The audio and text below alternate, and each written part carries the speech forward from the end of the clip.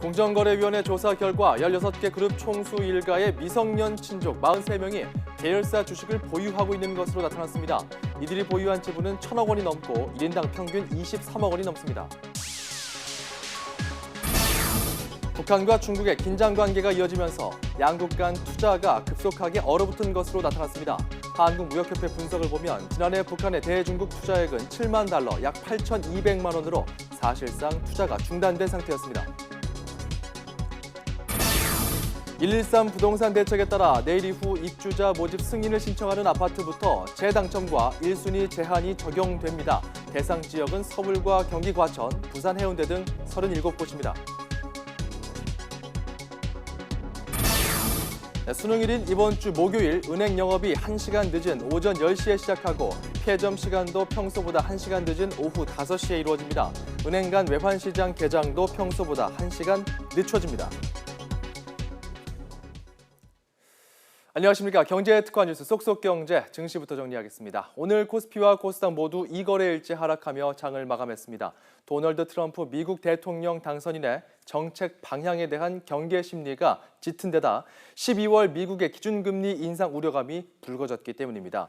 여기에 대규모 촛불 시위를 촉발한 국내 정치의 불확실성도 지수에 발목을 잡았습니다. 트럼프 당선인의 대규모 인프라 투자에 대한 기대감으로 원달러 환율은 7원 10전이나 오르면서 4거래일째 달러 강세를 이어갔습니다. 트럼프 당선인의 이 인프라 투자 기대감은 3거래일째 두산그룹주 주가를 끌어올리기도 했는데요. 두산중공업과 두산건설이 2에서 3% 상승했고 지난해 3분기 대비 영업이익이 개선됐다는 소식이 더해진 두산인프라코어는 16% 넘게 폭등했습니다. 반면에 삼성전자와 한국전력, 네이버와 현대모비스 등 시가총액 상위 종목들은 외국인의 매도 공세에 줄줄이 약세였고요. 15년 만에 우리은행이 사실상 민영화됐습니다. 정부 지분 29.7%를 7개 투자자에 매각하면서 시장에 관심을 모았는데요. 오늘 주가는 4% 넘게 떨어졌습니다.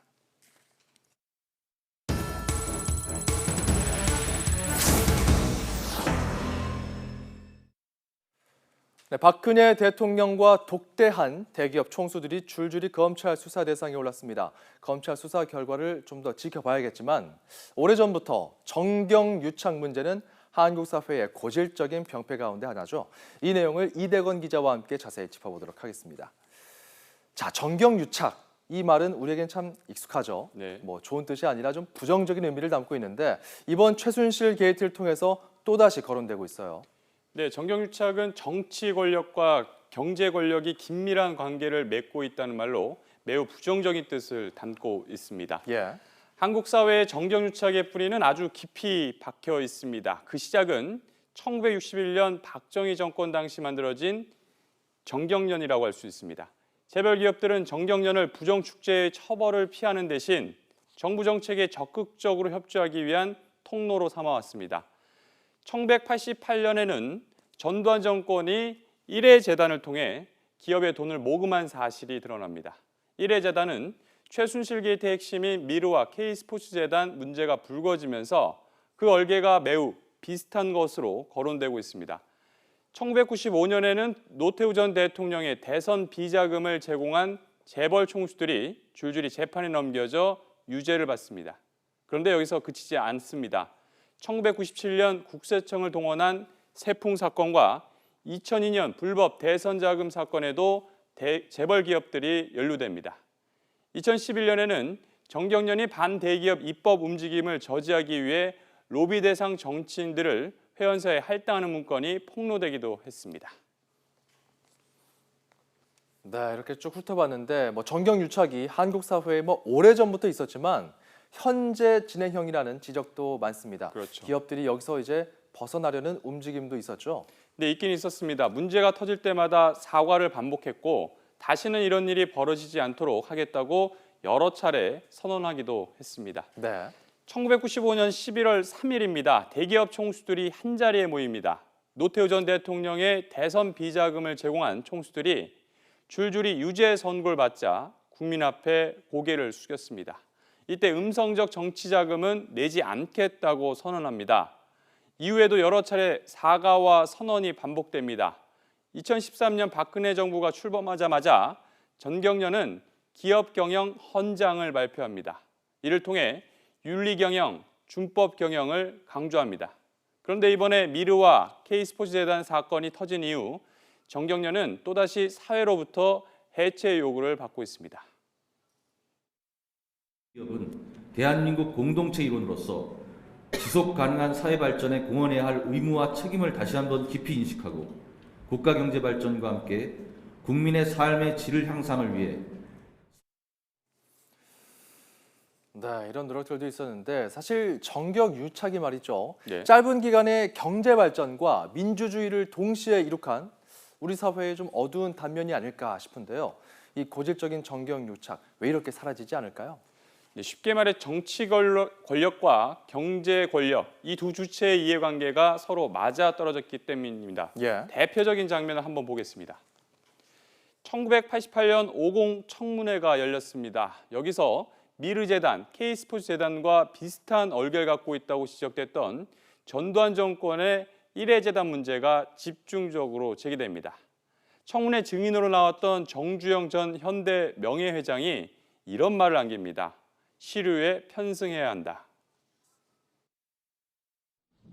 시류에 순응한다는 것이 단지 돈 문제에 국한된 것이라면 진작부터 6.29 선언이 있기 이전부터 왜 증인은 바른 말씀을 하시지 않았는가 하는 점에 관해서 질문을 하고 있습니다. 그래서 그건 대단히 송구스럽지만 기자들한테 발표한 거예요. 우리는 그런 용기를 가지고 있지 못한 것을 죄송하게 생각합니다.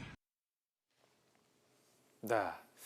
자, 주말 동안 대기업 총수들이 검찰에 나와서 조사를 받았는데요. 모두 박근혜 대통령과 독대한 총수들이죠? 네, 그렇습니다. 박근혜 대통령과 개별적인 만남을 가진 기업 총수들입니다. 모두 8명의 기업 총수들이 검찰에 소환됐습니다. 13일에는 이재용 삼성전자 부회장과 최태원 SK그룹 회장, 구본무 LG그룹 회장, 손경식 CJ그룹 회장, 조양호 한진그룹 회장을 불렀습니다. 전날에는 전몽구 현대차 회장과 김승현 한화 회장, 김창근 SK 수펙스 의장 등 모두 8명입니다. 그런데 지난해 박근혜 대통령과 독대를 한 총수는 7명으로 알려졌는데 이번에 8명이 소환된 이유는 최태원 SK그룹 회장은 올해 2월에 따로 박 대통령과 독대했기 때문입니다. 이들 기업이 재단에 출연금을 내면서 부당한 청탁을 했을 가능성에 검찰 수사의 초점이 맞춰져 있습니다. 때문에 박근혜 대통령 조사를 앞두고 서둘러 조사를 했다는 게 검찰의 설명입니다. 과거 정경유착 문제가 터질 때마다 기업들은 이른바 피해자 코스프레를 해왔습니다. 보복을 당하지 않기 위해 어쩔 수 없이 돈을 건넸다는 겁니다. 그런데 기업들도 정경유착을 통해 적극적으로 이익을 취해왔기 때문에 피해자는 기업이 아닌 우리 국민일 것입니다. YTN 이동입니다.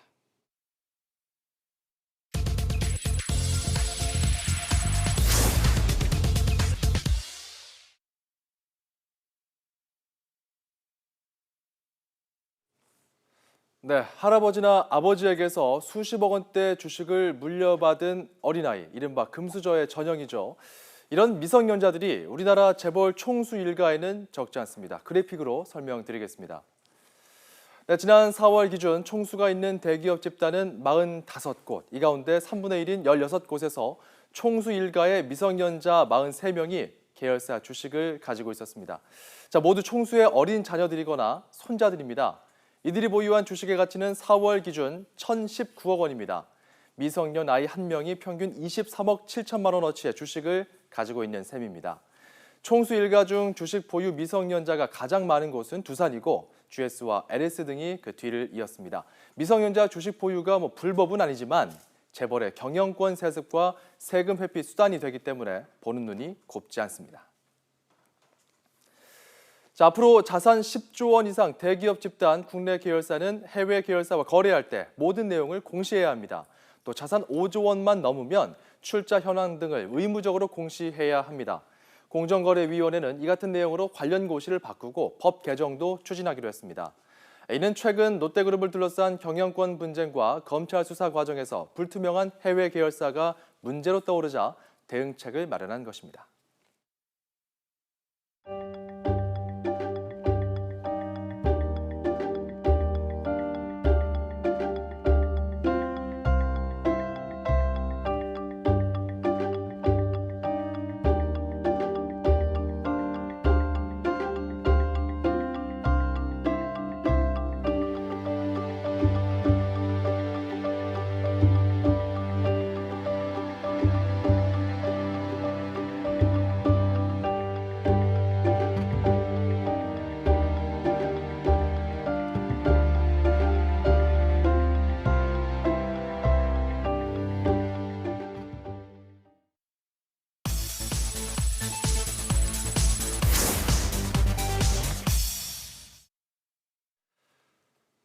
자, 지난 11일 중국 최대 전자상거래 기업 알리바바의 광군제 행사 모습입니다. 네, 지난 2009년부터 알리바바의 온라인 쇼핑몰인 T몰 등이 대대적인 할인 행사에 나서면서 매년 11월 11일 광군제는 중국판 블랙 프라이데이로 불려왔는데요. 자, 알리바바는 하루 동안 매출이 우리 돈으로 20조 원이 넘는 기록을 올렸습니다. 자, 중국의 쇼핑 축제 덕분에 우리나라 기업들도 특수를 누렸는데요. 이랜드그룹은 광군제를 맞아 T몰에서 3억 2,900만 위안, 우리 돈으로 약 563억 원의 매출을 올렸다고 밝혔습니다. 지난해 광군제 매출보다 89% 증가한 수치입니다. 주방용품 전문업체 락앤락도 지난해보다 19% 높아진 약 3,100만 위안, 우리 돈 53억 원의 매출을 달성했고요. 소셜커머스 티모는 T몰 글로벌에서 운영하는 자사 역직구 사이트에서 15억 3천만 원의 매출을 올렸습니다. 자, 알리바바는 T몰에서 총 거래 기준 한국이 일본과 미국에 이어서 3위를 차지했다고 밝혔는데요. 한국산 제품 중에 많이 팔린 제품은 아기 기저귀와 분유, 마스크팩, 그리고 스킨케어 세트, 손목시계 순으로 파악됐습니다.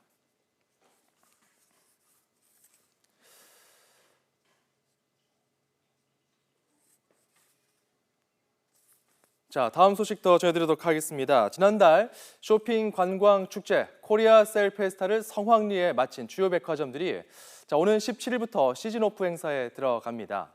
자, 롯데백화점은 본점과 잠실점 등 33개의 모든 점포에서 차례로 해외 브랜드 시즌 오프 행사를 진행한다고 밝혔습니다. 210여 개의 해외 브랜드가 참여해서 코트와 패딩, 가방과 구두 등 다양한 상품을 30에서 50% 할인 판매합니다. 신세계 백화점은 모든 점포에서 신세계 단독 브랜드, 또 해외 유명 브랜드, 인기 국내 브랜드 등 총 470개의 브랜드를 최대 70%까지 할인된 가격에 선보이고요. 또 현대백화점은요, 18일부터, 갤러리아 백화점은 25일부터 해외 명품 할인 행사를 진행합니다.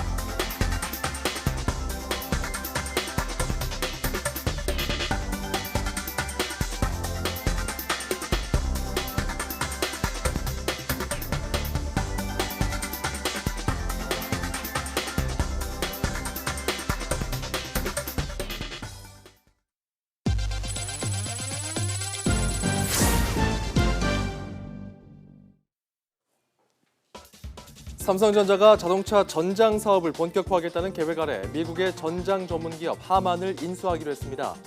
삼성전자 이사회는 오늘 커넥티드카와 오디오 분야 전문기업 하만의 인수를 의결했습니다. 인수 총액은 80억 달러, 9조 4천억 원가량으로 국내 기업의 해외 기업 인수 합병으로는 사상 최대 규모입니다. 특히 이재용 삼성전자 부회장의 등기이사 선임 이후 첫 대규모 합병으로 이 부회장의 신성장 사업 가속 의지를 나타낸 것으로 평가됩니다. 효성 조현준 사장이 응우엔 수원 푹 베트남 총리와 만나서 다각적인 협력 방안을 논의했습니다. 효성은 베트남 하노이에서 조 사장이 응우엔 총리와 회동하고 발전, 건설 등 현지 인프라 사업 진출과 신규 투자 사업 협력안을 협의했다고 밝혔습니다. 조 사장은 발전소, 아파트, 폐기물 처리 시설, 석유화학뿐 아니라 ATM, 전자결제 등 금융 IT 산업에도 기여할 수 있도록 협력을 확대할 거라고 말했습니다. 내년부터 워커힐 호텔에 숙박하면 아시아나항공 마일리지를 적립할 수 있게 됩니다. 아시아나항공과 워커힐은 마케팅과 홍보 제휴 협약을 체결하고 상호 마일리지와 포인트 적립 혜택을 제공하기로 했습니다. 이에 따라 워커힐 포인트를 아시아나 마일리지로 전환하는 것도 가능해집니다. 국내 포털업체 네이버가 일본 창업 투자 전문기업 소프트뱅크 벤처스와 500억 원 규모의 신규 투자 펀드를 조성합니다. 네이버는 이번 펀드 조성을 통해 가상현실과 웹툰, 게임 등 차세대 콘텐츠 사업 분야 초기 국내 기업에 우선 투자해서 콘텐츠 생태계 육성에 적극 나서겠다고 밝혔습니다. 펀드는 네이버가 400억 원, 소프트뱅크 벤처스가 45억 원을 투자하고 외부에서 50억 원을 추가 마련해서 연내에 출자할 예정입니다. 네, 지난 7월 국내에 상륙한 미국 뉴욕의 명물 버거 체인점 쉐이크쉑 2호점이 다음 달 서울 강남에서 문을 엽니다. SBC그룹은 쉐이크쉑 2호점을 다음 달 안에 서울 신사동 도산대로에 열기로 했고 향후 3호점은 서울 강북 지역에서 열 예정이라고 밝혔습니다. 서울 신논현역 근처 1호점에는 개점 전날 1,500명이 줄을 서서 기다리고 하루 평균 3,000명이 방문하는 등 선풍적인 인기를 끌었습니다. 저비용 항공사의 성장과 저유가의 영향으로 제주항공이 3분기 기준 역대 최대 실적을 기록했습니다. 제주항공은 올해 3분기 매출액이 2,217억 원으로 지난해보다 1.3배 늘었고 영업이익은 2배 이상 증가했다고 공시했습니다. 이는 저비용 항공사의 성장도 있지만 국제적인 저유가의 영향으로 앞서 대형 항공사인 대한항공과 아시아나항공도 3분기 매출이 지난해보다 크게 늘었다고 공시한 바 있습니다. 네, 저녁 6시에는 뉴스통이 방송됩니다. 쏙쏙경제 다음 이 시간에 뵙겠습니다. 여러분 고맙습니다.